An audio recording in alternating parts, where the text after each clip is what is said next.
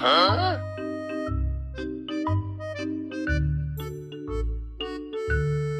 Aplikant, pasok.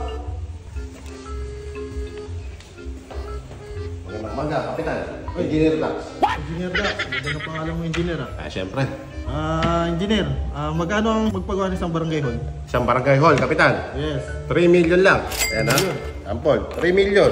1 million sa materyales. 1 million sa labor. 1 million sa akin. Sige, salamat. Next po, next. Pasok. Ay, umaga Kapitan. Engineer Bogart. Bogart, magkano ba ang paggawa sa'yo ng isang barangay hall? Isang barangay hall, 5 million Kapitan.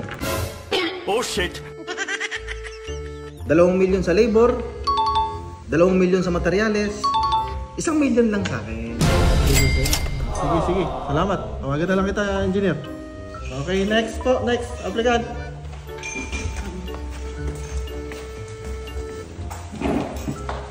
Ay. Engineer, ano pangalan mo? Engineer Kato. Engineer Kato. Magkano paggawa sa'yo ng isang barangay hall? 6 million.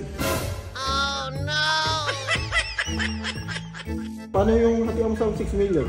2 million sa materyales, 2 million sa labor, at 2 million sa akin. Ba't yung isang sinundan mo si engineer, 5 million lang 1 million lang sa kanya. At sa yata parang nadoble.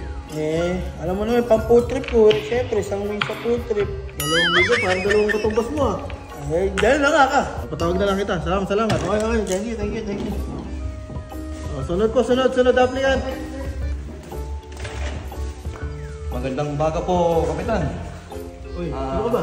Ako po si Nitoy, Engineer Nitoy Dison. Engineer ka ba talaga? Oo naman.